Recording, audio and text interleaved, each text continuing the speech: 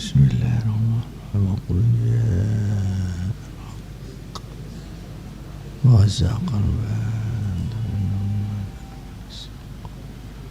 la yatakallamuna illa Assalamualaikum warahmatullahi wabarakatuh. Bismillahirrahmanirrahim. Alhamdulillahi rabbil alamin. Wa bihi nasta'inu ala umuri dunya waddin. Wassalatu wassalamu ala asyrafil mursalin Sayyidina wa maulana wa syafi'ina wa uswatina wa habibina wa qurrati a'yunina Muhammadin sallallahu alaihi wasallam wa ala alihi wa sahbihi ila yaumil qiyam. Subhanaka la ilma lana illa ma 'allamtana innaka antal alimul hakim.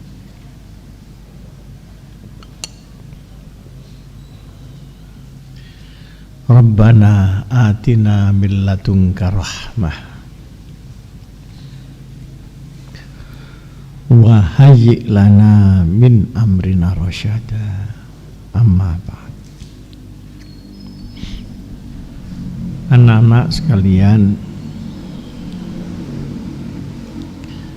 pada kesempatan ini saya ingin menyampaikan satu hal, yakni menjaga dan mengembangkan tauhid kita. Itu saja judulnya. Tauhid kita, wahdaniyatullah, keesaan Tuhan.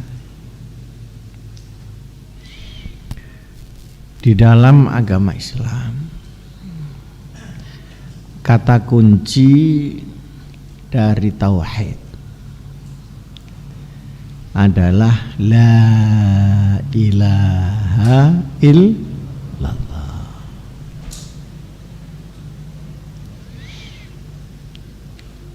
Formulasi kata-katanya ini mengandung pengertian dan mengandung pengamalan. Pertama, mengenai masalah pengertian. La ilaha illallah ini artinya la ma'buda illallah. Tidak ada yang patut dituhankan, ma'bud illallah, kecuali Allah. Ma'bud di sini artinya ada dua segi. Ma'budun, ma'bud artinya disembah, karena ibadah itu artinya penyembahan.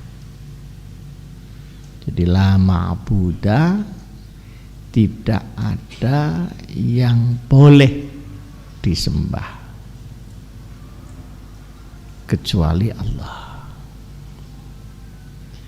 Yang kedua, ma'bud berarti abad, hamba.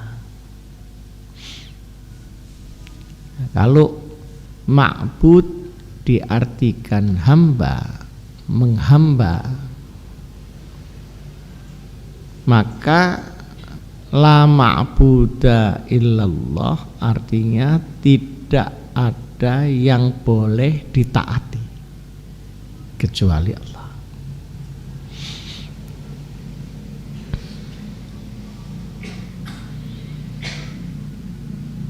Nah, ini baru merupakan formulasi atau kaidah dalam kata-kata. La ilaha illallah artinya la ma'buda illallah, dan ma'bud artinya disembah pertama, yang kedua ditaati.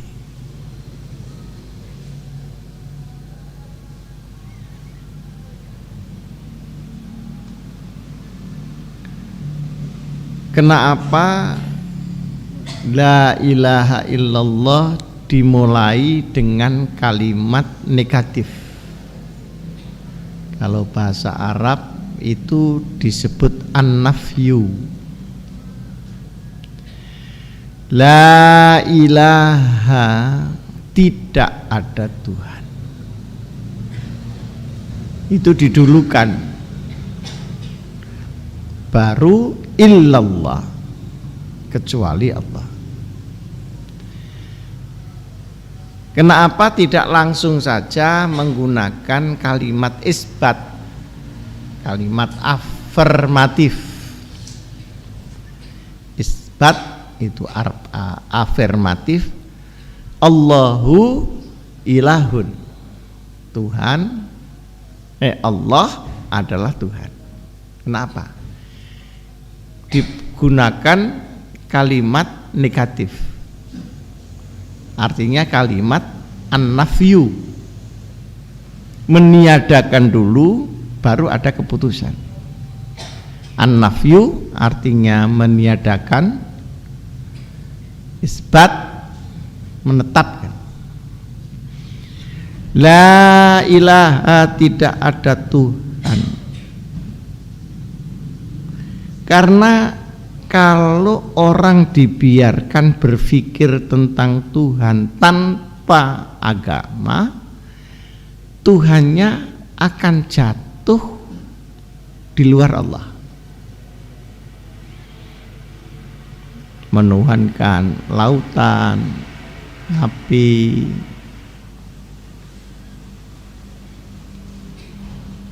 makhluk halus. Ada yang menyembah angin. Biasanya gejala alam yang dianggap menakutkan atau dianggap menghidupi. Yang dianggap menakutkan seperti api, angin, badai, bencana, lesus, disembah. Ada yang dianggapnya menghidupi seperti padi, air, maka ada dewa padi, dewa air, dan sebagainya. Sehingga kalau dibiarkan orang mencari Tuhan sendiri, akan jatuh menuhankan alam. Padahal satu Tuhan, selain Tuhan bukan Tuhan tetapi alam. Jadi hanya ada dua aja, ada Tuhan, ada alam. Selain Allah itu alam.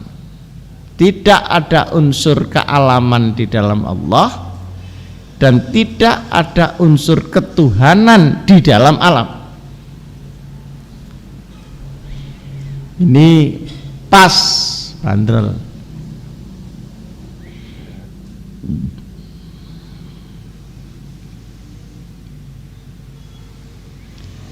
Sekarang ini karena pendidikan agama kurang, karena kegelisahan orang, tauhid ini mulai terganggu.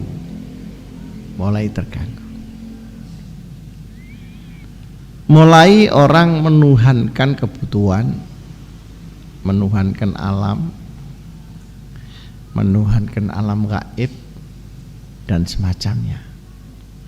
Padahal sekalipun gaib, posisinya masih tetap alam.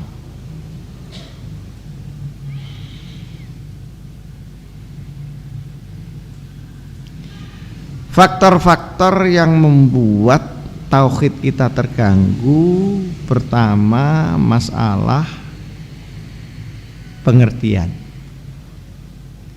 Jadi pengertiannya memang tidak beres tentang tauhid. Yang kedua, godaan kebutuhan. Ada al-maslahiyah, ada interest di situ. Yang ketiga, kemiskinan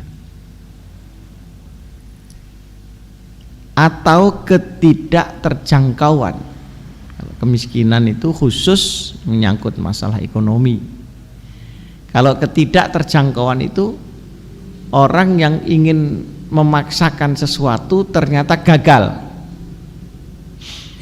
Maka kegagalan dan kemiskinan akan menggoncang keimanan.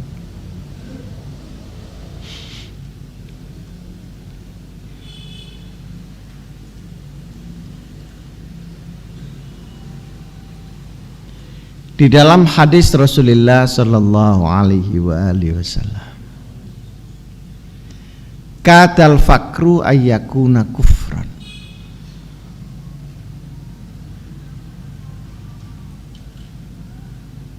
Kefakiran itu bisa mendorong orang menjadi kafir. Kafir di sini ada dua bagian, ada kafir akidah dan kafir nikmat.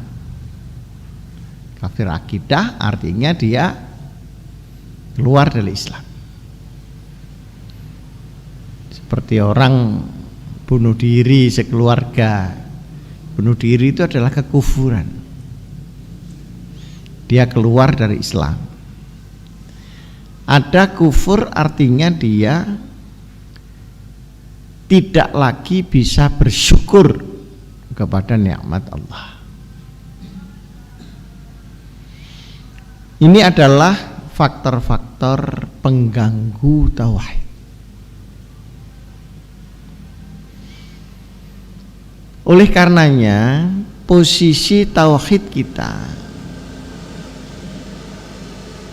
itu harus diperkuat.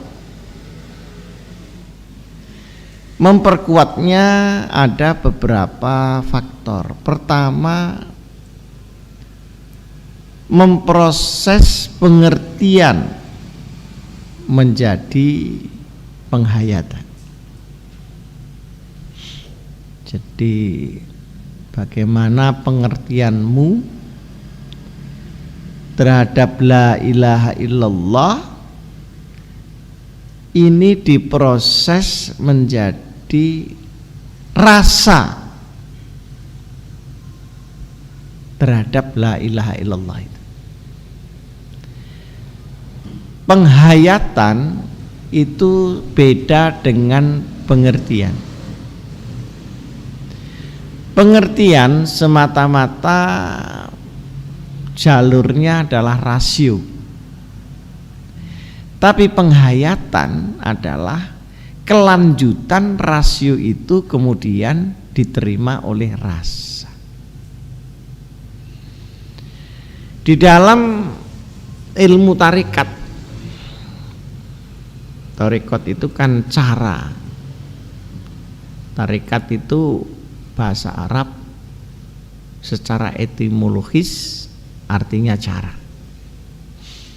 Secara istilah artinya sistem.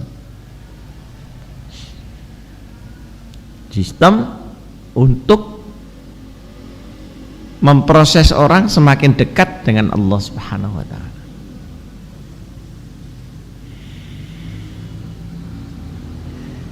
Pertama, memproses pengertian menjadi penghayatan harus melalui zikir kepada Allah. Jadi la ilaha illallah itu jangan hanya digeletakno saja.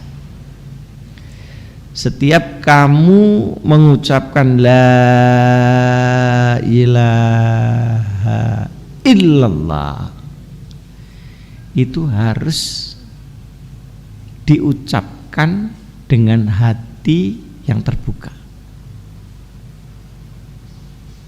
Perlunya pengertian itu masuk di dalam hati, dalam rasa.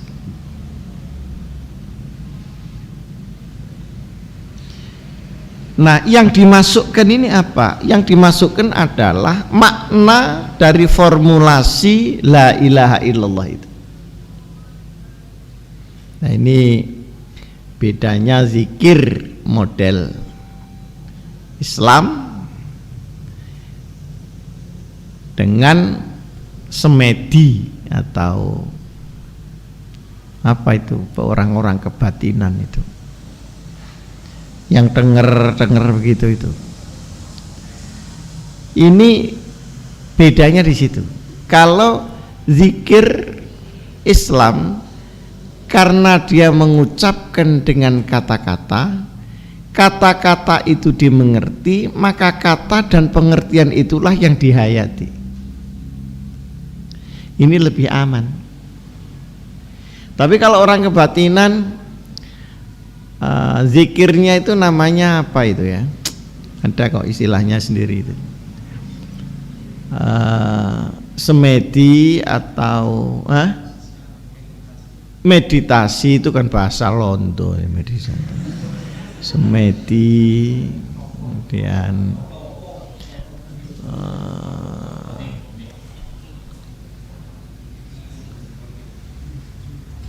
ya semedi itu ya. Itu dia mengangen-angen terhadap Tuhan dan fenomena tanpa formulasi, sehingga tidak fokus. Pertama. Yang kedua, rawan gangguan, baik gangguan depth psychology, gangguan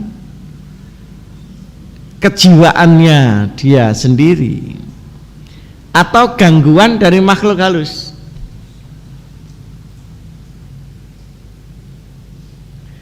Dia angen-angen begini itu. Nah, angen-angen ini dia menemukan apa? Itu tidak jelas. Mungkin yang keluar adalah perasaan hatinya yang paling dalam. Mungkin dia diganggu-ganggu oleh setan. Yang waswasil khannas alladzi yuwaswisu fi sudur. Mungkin jin, mungkin setan, mungkin halusinasinya sendiri. Atau ngawang, dia itu tidak punya fokus tentang apa yang disemedikan itu. Oleh karenanya orang semedi model kebatinan itu tidak aman. Prosesnya juga tidak aman, hasilnya juga tidak aman. Nah, kalau la ilaha illallah kan jelas, la ilaha illallah, tidak ada Tuhan selain Allah. Artinya yang makhluk halus juga sudah terpotong, hatinya sendiri juga tidak dituhankan, maka tauhid ini akan menjadi lebih aman. Maka mulai sekarang kamu harus belajar zikir. Zikir itu modalnya pengertian terhadap apa yang diucapkan, dan yang kedua konsentrasi. Konsentrasi ini adalah penggabungan antara potensi-potensi yang ada pada diri kamu. Potensi hati, potensi nafsu, potensi ruh, potensi akal, itu diheningkan, disatukan untuk menfokus kepada satu titik yang diucapkan. La ilaha illallah. La ilaha illallah. Itu saya kira dengan tenang, dengan masuk, itu akan lebih efektif dari buanter banyak gerak. Wah, lah iku kena apa wong iku kan. Padahal yang diperlukan itu bukan agitasi. Yang diperlukan adalah kontemplasi. Jadi tadi yang saya sebut kalau bahasa ilmu psikologi itu tadi kontemplasi. Bahasa Arabnya tarassuh, peresapan, penghayatan. Nah, ketika zikir-zikir ini masuk, maka akan membuahkan gerakan-gerakan hati yang lebih stabil dan tertib. Maka disebutkan di dalam Al-Quran, ala bizikrillahi tatmainnul qulub. Hatimu akan tenang, stabil. Asalnya goncang begitu, dia stabil. Kapan itu stabil hatimu? Ya ketika hatimu tersentuh. Ketika berhenti di lisan itu bagus daripada tidak zikir sama sekali. Tapi tidak pada hasil ketenangan, belum. Nah, dari ucapan ke ketenangan harus diproses dalam pengertian makna itu.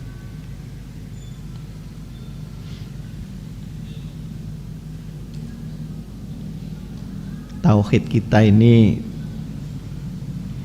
pertama dengan tarassuh, ya, istilah yang paling baku aja, bahasa Indonesianya penghayatan, bahasa ilmu jiwanya kontemplasi.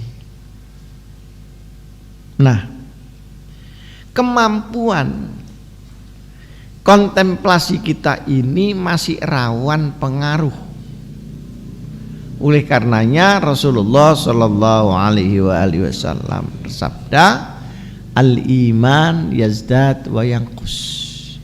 Iman itu naik turun posisi di dalam hati. Maka lingkunganmu, lingkungan dari hati ini harus diberi conditioning, lingkungan yang diridhoi oleh Allah. Ibadah, baca Quran, baca sholawat, makan makanan yang halal, tingkah lakunya itu ditoto, maka dia merupakan hinterland. Ngerti ya hinterland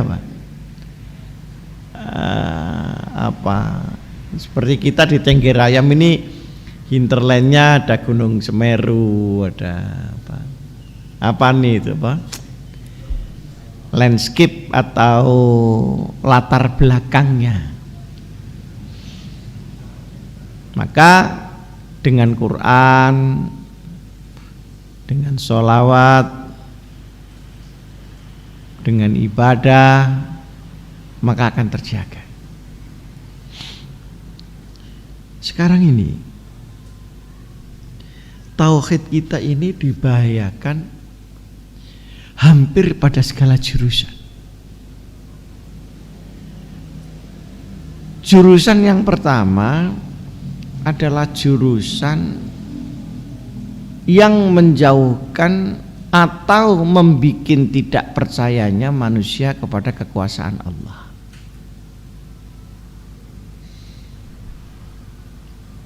Ini orang-orang karena sekarang miskin, maka mulai menuhankan uang. Di Pancasila itu sudah keuangan yang maha kuasa.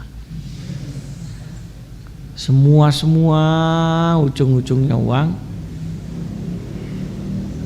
Dan idealisme pun juga sekarang bagian dari uang. Yang seharusnya uang itu adalah bagian dari penegakan idealisme. Di sini ini mengancam kekufuran. Kelihatannya sederhana. Orang yang materialistik itu setengah kufur. Dia percaya kepada Tuhan secara simbolik tapi tidak secara faktual. Meyakini Allah Subhanahu wa taala. Ini bencana terbesar abad ini terhadap tauhid kepada Allah, yakni materialisme. Beda loh ya, orang cari materi dengan materialis itu tidak sama. Kalau materialis dalam ilmu filsafat artinya orang hanya percaya kepada materi, tidak percaya kepada yang immateri. Ini udah kafir namanya. Gejala yang kedua adalah gejala perlawanan terhadap patokan-patokan fundamental dari agama. Saya itu kemarin ke minggu yang lalu ke Nusa Tenggara Barat. Itu ada seorang dokter perempuan pidato. Dia mengatakan bahwa Al-Quran itu tidak prospektif terhadap persamaan gender. Pidato. Nah, bahwa gender itu harus dibela, iya. Tapi ketika orang melawan Quran dan menuduhnya sebagai sesuatu yang tidak pas untuk mengatur gender, di sini terdapat kekufuran. Karena ada penentangan terhadap Al-Qur'anul Karim. Ini kelihatannya sepele, tapi sebenarnya sudah kafir kalau menurut ahli sunnah wal jamaah. Jadi dia secara sadar sudah mengatakan bahwa kitab suci itu tidak cocok lagi, gitu. Nah, bahwa dia belum bisa melakukan kitab suci itu masalah lain. Tapi kalau kitab sucinya yang sudah dibilang tidak cocok, itu beda.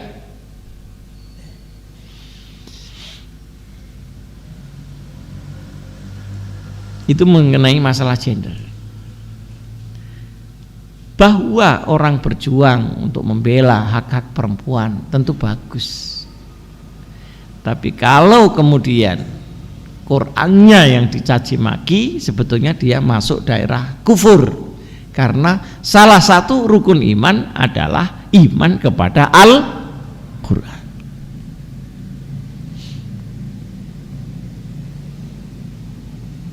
Ada lagi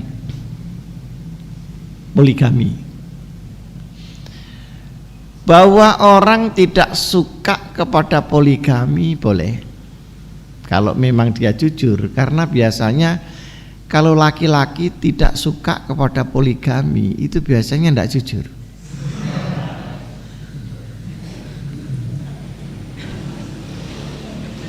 Karena laki-laki itu ada faktor sifat penggeragasannya itu ada. Jadi bagian akomodasi, sana tampung,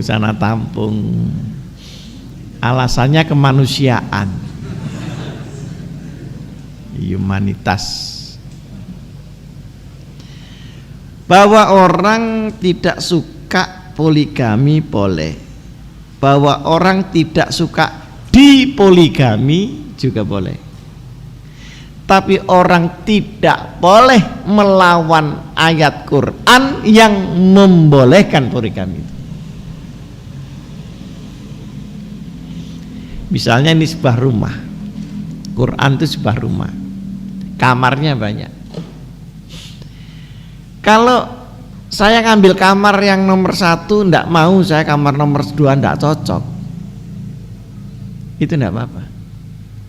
Milih kan, pilihan saya. Karena Quran kan membuat alternatif, kamu boleh monogami, boleh poligami. Oke, saya ngambil yang poligami. Kenapa? Yang monogami. Kenapa? Karena memang ya tidak laku lagi. Atau nafsu besar tapi tenaga kurang. Mungkin sepeda motor ada, bensin yang kurang. Atau ekstra josnya tidak meyakinkan. Nah, ada yang memilih poligami. Nah, antara monogami sama poligami ini sama-sama punya syarat.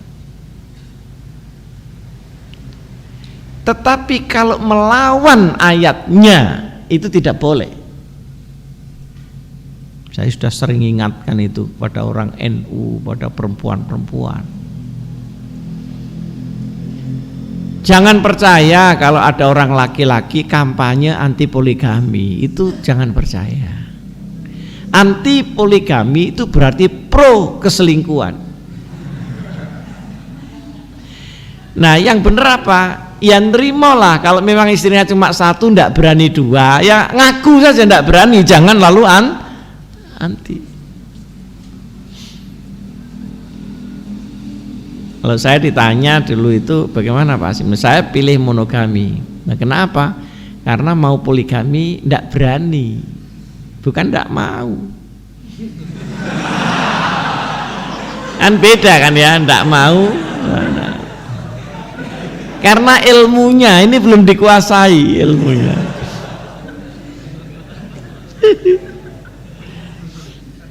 Sehingga istri itu mesti wirawiri Malang, Jakarta.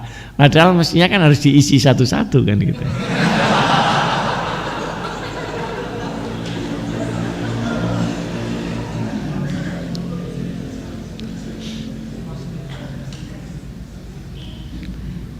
Nah, sekarang itu ada gerakan anti poligami, itu artinya anti Al-Quran.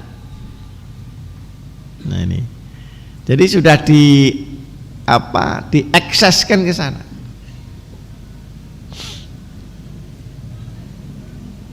Nah ini tidak terasa, secara terselubung sebetulnya adalah ancaman terhadap tauhid sebagai bagian dari percaya kepada Quran. Rukun iman lagi adalah yang mengkritik Rasulullah sallallahu alaihi wasallam. Wong Rasulullah itu sebagian dari rukun iman, kita percaya. Tapi ketika kita tidak menerima hadis karena kita nilai lemah, tidak soal. Tapi kalau in person tidak mempercayai Rasulullah, maka la ilaha illallah Muhammad Rasulullah menjadi batal. Nah ini kadang-kadang anak-anak mahasiswa diskusi itu seenaknya aja, ngeritik Nabi Muhammad. Nanti itu kemanisan ya apa kritik.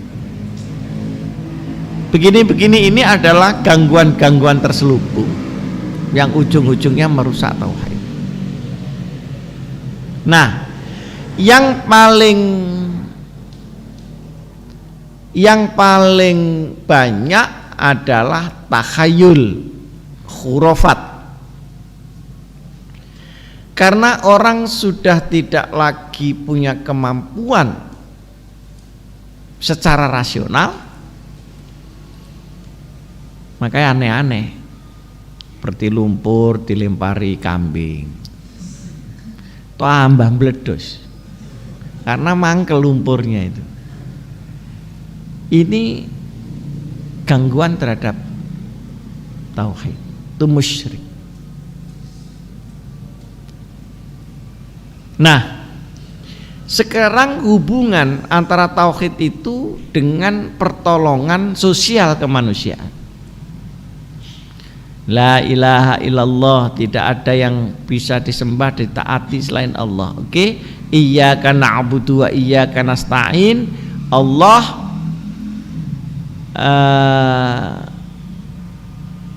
memerintahkan jangan minta tolong selain Allah. Lalu posisinya bagaimana kalau orang minta tolong kepada orang?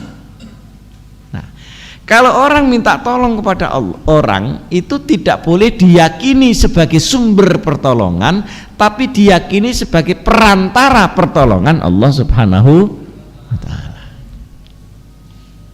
Yang penting agar kamu tidak menuhankan manusia.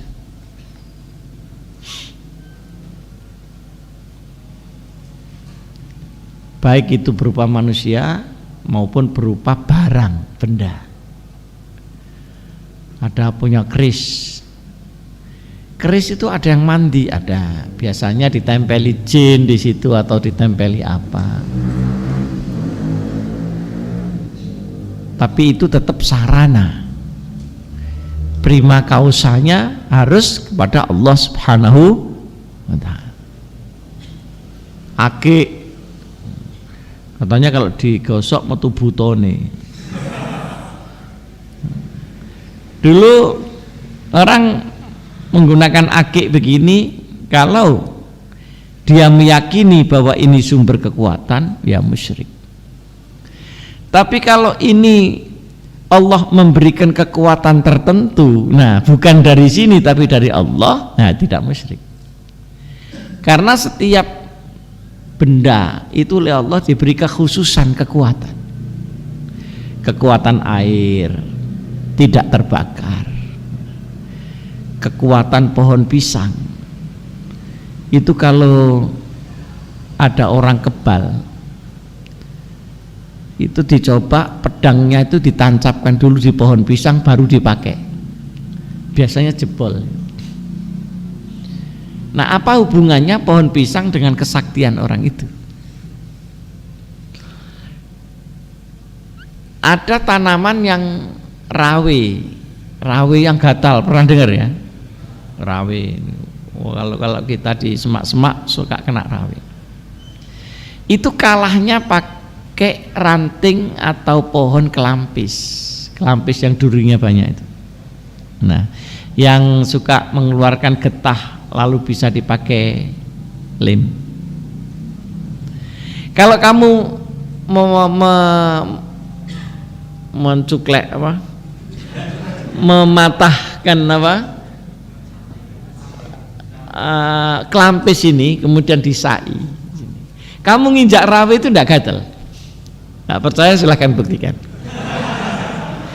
Lalu apa hubungannya antara kelampis dengan rawe?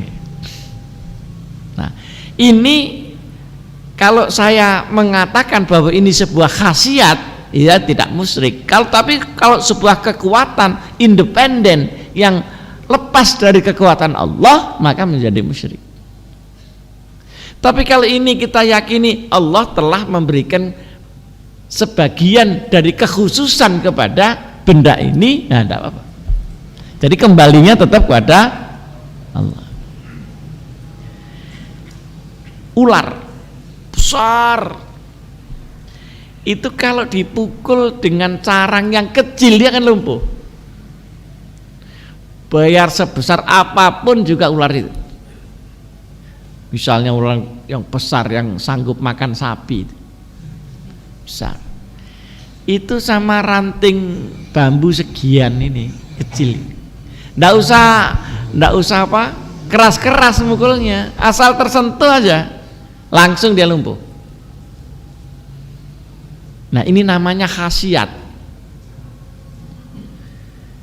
Ada pohon-pohonan yang begitu tersentuh langsung ekstra jos, itu ada. Tapi saya tidak tunjukkan sebab kamu nanti cari. Ada di Kalimantan. Nah, itu namanya khasiat. Nah, kalau khasiat, kegunaan dan sebagainya gitu. Tapi jangan mempercayai sebuah benda mempunyai kekuatan independen lepas dari kekuasaan Allah. Nah, anak-anak sekarang bukan hanya soal khurafat, tapi soal perdukunan dan sebagainya, itu kamu harus hati-hati. perdukunan itu sangat dekat dengan kemusyrikan. Kenapa? Kalau perdukunan itu kekuatan si dukun sendiri, itu biasanya bohong. Kalau dia ada buktinya, biasanya pakai periwangan. Nah, kecuali yang bersifat ma'unah, dan untuk membedakan ma'unah dengan kahanah, jadi pertolongan Allah dengan perdukunan, itu lihat orangnya, dia ahli ibadah apa tidak. Sama-sama kita tidak tahu di dalamnya. Karena kalau orang ahli ibadah, black magic itu tidak bisa masuk. Nah, kalau orang tidak ahli ibadah, white magic masuk, black magic juga masuk. Mulane masih kon butuh duit ojo nang dukun, nang kiai aja, dan dilihat ini kiai ini punya partai apa tidak. Nah, kalau punya partai biasanya setengah kampanye gitu. Nah, itu yang ahli ibadah. Sebab dengan ibadah itu, dengan Quran saja, wa idza qara'nal Qur'an ja'alna bainaka wa bainal ladzina la yu'minuna bil akhirah hijaban mastura. Posisi orang yang membaca Quran ini, dia sedang diselimuti oleh Allah dari pengaruh dan angin kekufuran itu, dan yang tidak percaya kepada Allah. Maka saya berkali-kali menganjurkan kamu jangan jauh-jauh dari Quran. Jangan jauh-jauh dari Quran. Baca sebisa-bisanya, insya Allah selamat. Karena ada junnah, ada benteng yang membentengi kamu. Di samping zikir untuk ketenangan dan kewaspadaan terhadap semua gangguan-gangguan dan fenomena-fenomena yang merusak tauhid itu. Hari ini bencana masih berlanjut. Longsor kemarin, tidak tahu di mana, Pacitan apa, di kotanya SBY itu, Pacitan. Juga di Bondowoso kemarin masih longsor.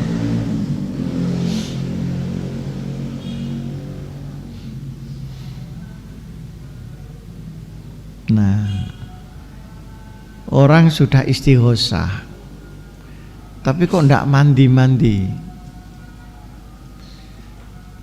Ya karena seringkali saya katakan, apa yang dia minta tidak selaras dengan apa yang dia lakukan. Orang meminta supaya tidak banjir sambil membabat hutan. Nah, sambilnya ini yang bikin enggak mustajab. Akhirnya saya datang ke seorang kiai yang saya tahu beliau itu kiai ya betulan lah, yang bersih, yang mukhlis. Saya mengeluh, kiai tolong Indonesia ini didoakan, karena yang jatuh korban orang-orang kecil. Dan orang kecil ini banyak orang NU atau orang Islam. Saya sungguh-sungguh minta pada beliau. Akhirnya jawabnya itu aneh. Saya ini mau saja mendoakan, tapi ada kekhawatiran pada diri saya. Kalau bencana ini dikurangi, apakah orang-orang tidak tambah sombong di muka Allah Subhanahu wa ta'ala? Karena bencana yang dahsyat ini belum membuat mereka sadar bahwa ini hukuman dari Allah.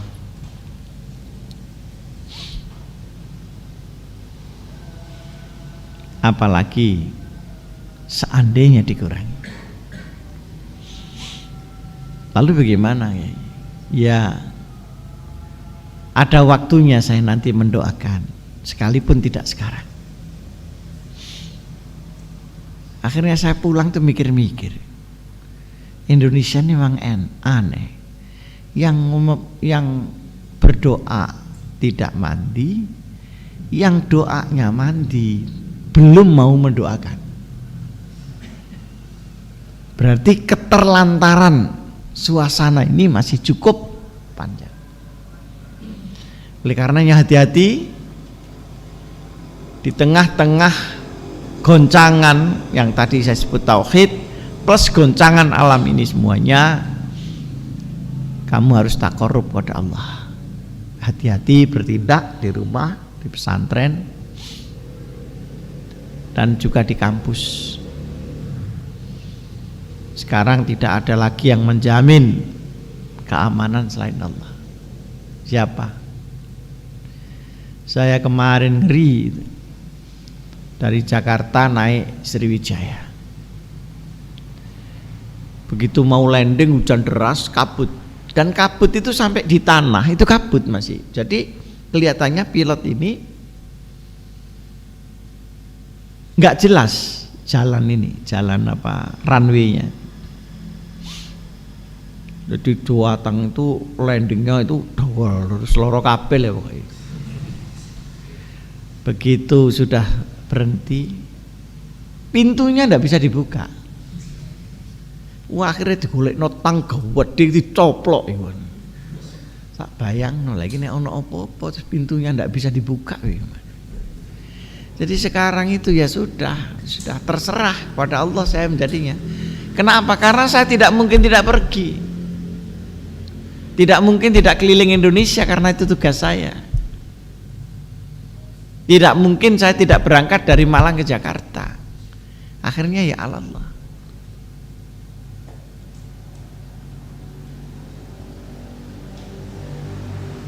Kalau naik Garuda saya baca Fatihah. Kalau naik Sriwijaya tambah sholawat. Kalau Adam Air tambah hizib nasor. Karena gawat. Kan diumumkan oleh Menteri Perhubungan bahwa penerbangan di Indonesia itu tidak ada yang standar. Coba. Jadi yang senior di penerbangan kita itu bukan pilotnya tapi pesawatnya yang senior. Jadi pesawat yang sudah syekh semua itu.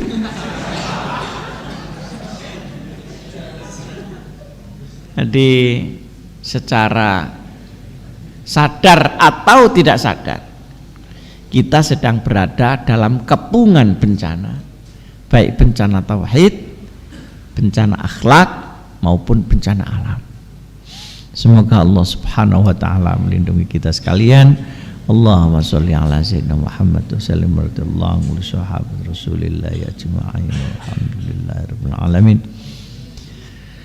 Rabbana salimna min afatid dunya wa azabil akhirah wa fitnatihima wa baliyatihima innaka ala kulli syai'in qadir ya aziz ya ghaffar ya rabbal alamin. La ilaha illa anta subhanaka inni kuntu minaz zalimin. La ilaha illa anta subhanaka inni kuntu minaz zalimin. La ilaha illa anta subhanaka inni kuntu minaz zalimin. Sallallahu ala sayyidina Muhammadin nabil ummi wa ala alihi wasallam walhamdulillahi rabbil alamin. Assalamualaikum warahmatullahi wabarakatuh.